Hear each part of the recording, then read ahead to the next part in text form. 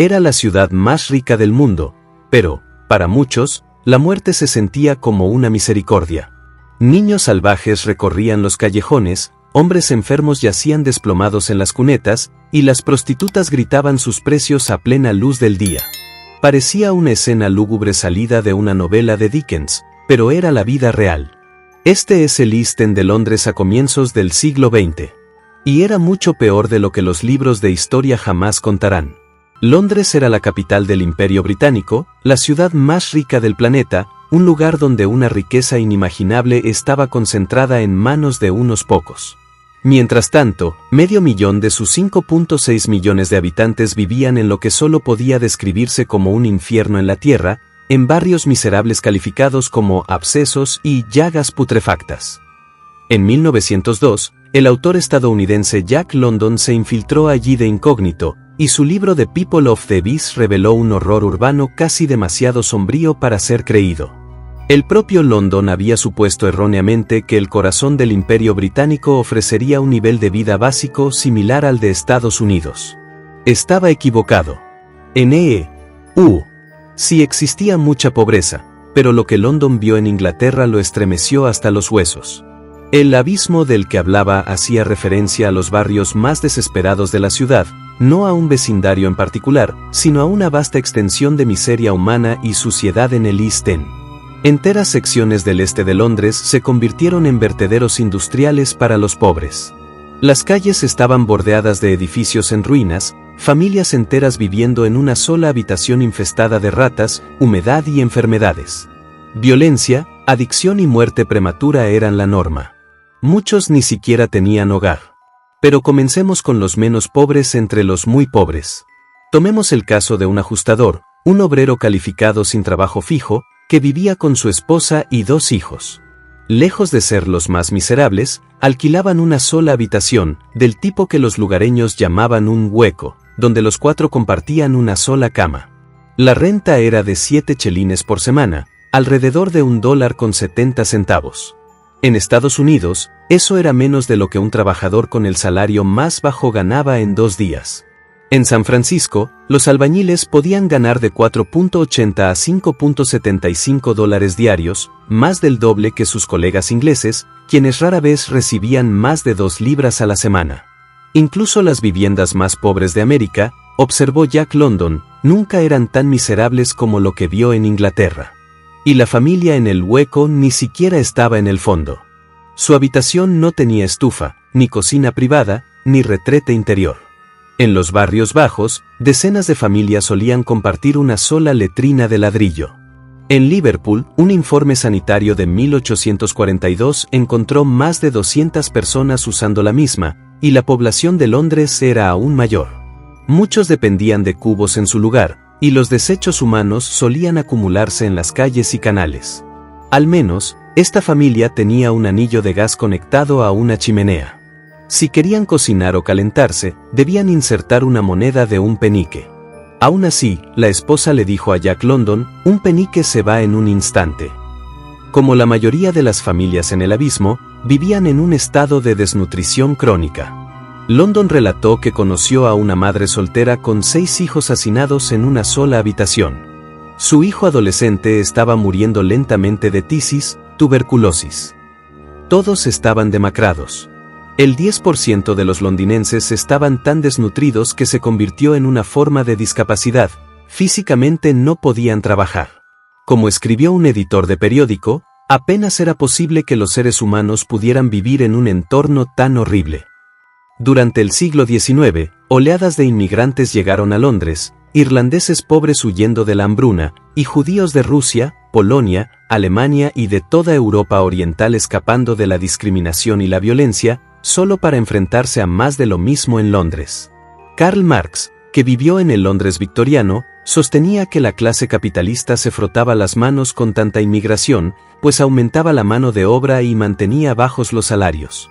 También fomentaba la discordia, la xenofobia rampante y los disturbios ocasionales.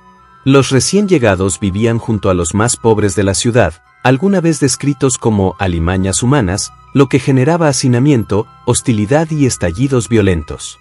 Ahora esas alimañas tenían a quien culpar, azuzadas por una prensa controlada por la élite, que ignoraba la desigualdad y el rígido sistema de clases. Padres enfermos o desesperados solían enviar a sus hijos a trabajar.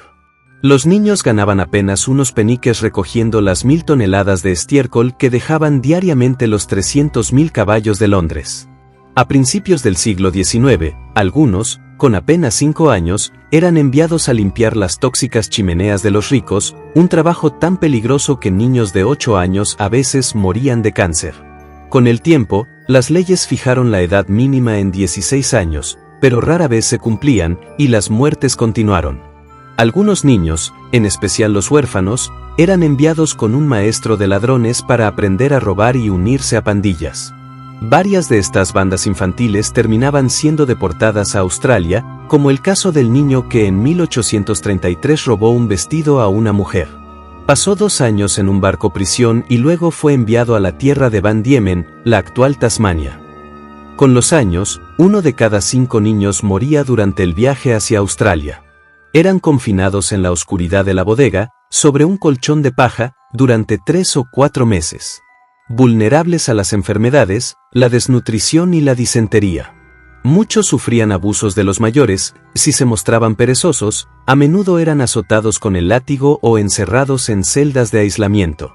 Un informe señalaba que, de menos de 1 millón de londinenses en la década de 1830, 115.000 estaban involucrados en actividades delictivas, incluidos carteristas infantiles. Al final de esa década, 10.000 niños fueron enviados a trabajar a Australia en un solo año. Algunos iban con padres que los habían entrenado para robar, pero más a menudo eran enviados solos. De los 156.000 convictos transportados a Australia, el informe decía que 25.000 eran menores de 16 años. En cuanto a las mujeres, algunas se convirtieron en prostitutas, ya sea por decisión propia o por la fuerza. Unas pocas terminaron asesinadas, como las víctimas de Jack el Destripador. Y recordemos, esta era la capital más rica del imperio más poderoso de la historia. En 1851, Londres organizó la Gran Exposición, la primera exposición mundial, que atrajo a 6 millones de visitantes. Las autoridades locales hicieron todo lo posible por mantener a los pobres desagradables fuera de la vista, con la policía reprimiendo a mendigos, prostitutas y vagabundos. Fijaron la entrada en 5 chelines, accesible para la clase trabajadora, pero aún así equivalente a una semana de alquiler para muchas personas que vivían en el abismo. Gran Bretaña presumía de su riqueza mientras ocultaba su mundo subterráneo miserable. Pero había algo imposible de ignorar para los visitantes: el hedor. A principios del siglo XIX, la población de Londres era de aproximadamente 1 millón. Para 1851 ya había crecido a 2.3 millones, y cuando Jack London la visitó a inicios del siglo XX, alcanzaba los 5.6 millones. Con toda esa gente, y con tantas fábricas y molinos, los sistemas de alcantarillado se desbordaban, y el río Támesis se volvió peligrosamente tóxico. En julio y agosto de 1858, Londres sufrió el llamado Gran Hedor, un olor horrendo cuyos vapores, se decía, transmitían enfermedades contagiosas. El Támesis estaba tan contaminado que, cuando un barco de vapor de pasajeros chocó con otra embarcación en 1878, murieron entre 600 y 700 personas. De los 130 rescatados, varios murieron después simplemente por haber tenido contacto con las aguas repletas de desechos humanos y residuos industriales. Las heces, los animales muertos y los químicos industriales les provocaron infecciones gastrointestinales mortales o quemaduras químicas en los pulmones. Se pagaba a los hombres un mínimo de 5 chelines por cada cadáver que sacaban del agua, y comentaban que, en algunos, la ropa se había desintegrado. Pero en los barrios bajos, el olor era solo un hecho cotidiano de la vida.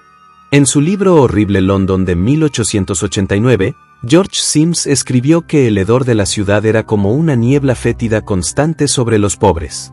En los distritos más viles, decía, la gente caía en una desesperación total, los pobres desdichados gastaban hasta el último penique en tabernas o palacios de Ginebra, donde hombres y mujeres horribles a menudo terminaban peleando entre sí. En resumen, la revolución industrial en Inglaterra vino acompañada de un sistema de clases profundamente discriminatorio. La clase alta hacía sus fortunas gracias a la industria y la especulación de mercado, mientras que los pobres inundaban las ciudades en busca de trabajo. A finales del siglo XIX, la esperanza de vida en Londres era de 42.6 años para los hombres y de 48.1 para las mujeres, pero en el abismo, el panorama era sombrío. Aunque había un promedio de 150 muertes por cada 1000 nacimientos, muchos niños morían entre los 1 y los 10 años de edad. En algunas partes del East End de Londres, la esperanza de vida llegaba a ser de apenas 17 a 20 años. Los jóvenes sufrían de tuberculosis pulmonar e infecciones gastrointestinales causadas por el agua contaminada. La tuberculosis representaba cerca del 25% de todas las muertes. A veces estallaban brotes de cólera que mataban a miles, y todo era prevenible, si los dueños de los barrios bajos, a menudo miembros de la élite, hubieran hecho un esfuerzo por limpiar la inmundicia. Y dinero había de sobra para hacerlo.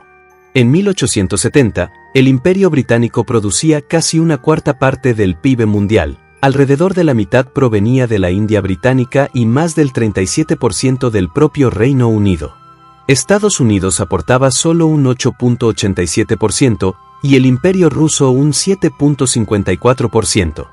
Incluso en 1913, el imperio seguía generando entre el 21 y el 22% del PIB global. Los británicos eran los hegemones mundiales, disfrutando de una prosperidad económica nunca antes vista. Los ricos construyeron majestuosas mansiones que aún hoy sorprenden por su opulencia y decadencia. Mientras los pobres sobrevivían a base de gachas, los ricos cenaban lenguado de dover con salsa de langosta, ganso verde y pastel de pichón, sopas con colmenillas y trufas, mermelada de albaricoque, pasteles de queso y trifle, todo servido con hielo importado de Noruega o de Estados Unidos. En una sola casa podía haber cientos de sirvientes, docenas de habitaciones, junto con muebles exquisitos y grandes pinturas cuyo valor superaba el costo de rehabilitar un barrio bajo entero. Gran parte de esta riqueza era heredada. En el siglo XIX, la élite terrateniente inglesa poseía más del 55% de todas las tierras en Inglaterra y Gales. Incluso hoy, la aristocracia terrateniente posee alrededor del 30% de todas las tierras en Inglaterra.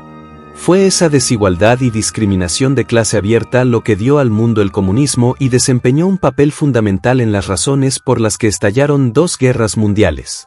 Como dijo Jack London, los pobres y la clase trabajadora eran tratados como subhumanos, y aún así estas personas se sacrificaron por su país en el campo de batalla y trabajaron hasta morir prematuramente. En las décadas de 1880 y 1890, se estimaba que hasta 30.000 personas al año estaban sin hogar en Londres.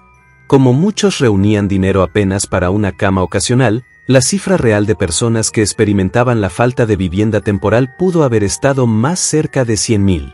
Para ponerlo en contexto, en 2024, con más de 9.8 millones de habitantes en Londres, se registraron 4.500 personas viviendo permanentemente en las calles y alrededor de 13.200 reportaron haber dormido al menos una vez a la intemperie. En una ciudad que entonces tenía entre 3.8 y 5.6 millones de habitantes, que entre 30.000 y 100.000 estuvieran sin hogar era un número escalofriante. Por eso existían los asilos de pobres, del tipo que has escuchado en las historias de Charles Dickens. Conocido como la cama del indigente, el asilo se consideraba mejor que dormir en las calles. Además, Londres había prohibido dormir al raso. La policía patrullaba cada noche las zonas más pobres y despertaba a la gente. Dormir en público se consideraba una molestia social, a los durmientes se les llamaba personas ociosas y desordenadas o bribones y vagabundos. Los asilos solían estar llenos, pero si lograbas reunir algo de dinero, siempre existía la opción de la cama ataúd, que costaba unas 4 peniques la noche. Eran literalmente ataúdes de madera con una lona como cubierta, suministrados por el Ejército de Salvación. Si solo tenías un penique, el Ejército de Salvación ofrecía el penny sit-up. Esto significaba que, básicamente, podías sentarte toda la noche en un banco. No se permitía recostarse, pero al menos te daba un techo sobre la cabeza y un pequeño fuego en una fría noche de invierno. Las habitaciones no siempre estaban calefaccionadas, en ocasiones, hombres y mujeres morían congelados durante la noche. En los ataúdes, Uno tenía que soportar cosas arrastrándose sobre su cuerpo. Las ratas estaban por todas partes en el Londres victoriano. El miedo a ser mordido o a contraer enfermedades por las pulgas era muy real. Junto con el cólera, había brotes de tifus, fiebre tifoidea e influenza. En cuanto a la borcouse, a veces llamada de Spike, era considerada lo más bajo de lo bajo. Jack London intentó ingresar en una, la de Whitechapel, en el este de Londres. Se unió a una larga fila de hombres desesperados en la mañana y habló con algunos de ellos mientras recogían su desayuno, cáscaras de naranja tiradas en las calles llenas de saliva. Algunos simplemente habían tenido mala suerte. Otros habían sido soldados, que pelearon por lo que Londres llamaba con sarcasmo el mayor, más rico y más poderoso imperio que el mundo jamás había visto. En el Spike, te daban una especie de papilla y una cama dura, si es que alcanzabas lugar. Muchas personas eran rechazadas cada noche y se veían obligadas a dormir ilegalmente en las calles. Dentro, los hombres eran puestos a romper piedras o deshilachar cuerdas viejas con un clavo, mientras que las mujeres fregaban pisos, cocinaban o remendaban ropa. A los trabajadores se les registraba en la entrada para confiscarles tabaco y alcohol, se les entregaba una manta y una camisa de dormir, mientras su ropa era fumigada. La cena consistía en 8 onzas, 227 gramos, de pan y medio litro, una pinta, de una papilla aguada conocida como skilly, hecha de avena y agua. Si conseguían pan, como muchos pobres de los barrios bajos, lo mojaban en sal, ya que la mantequilla era un lujo. Para 1882, la ley exigía permanecer 2 noches y volver en un lapso de 30 días podía significar cárcel. Para evitarlo, muchos pobres se unían a circuitos, viajando de Spike en busca de una cama. En verano, muchos caminaban entre 80 y 160 kilómetros hacia el campo, con la esperanza de hallar trabajo agrícola, usualmente recogiendo lúpulo para la cerveza. No eran personas ociosas, como a menudo afirmaba el gobierno. También había niños en las workhouses, así como en los molinos y fábricas. La Ley de Enmienda de Pobres de 1834, considerada progresista en su momento, aún esperaba que los niños pobres realizaran trabajos duros. La Ley de Fábricas de 1844 limitaba el trabajo de los niños de 8 a 13 años a 6 horas y media diarias y exigía 3 horas de escolarización en la workhouse, a menudo impartida por mendigos sin preparación. Antes de estas leyes, niños de tan solo 6 años a veces caían muertos por agotamiento tras turnos de 16 horas en fábricas textiles. Con el tiempo llegaron más reformas. La educación primaria se volvió obligatoria bajo la Ley de Educación de 1870, y finalmente se aplicó de manera estricta en 1880.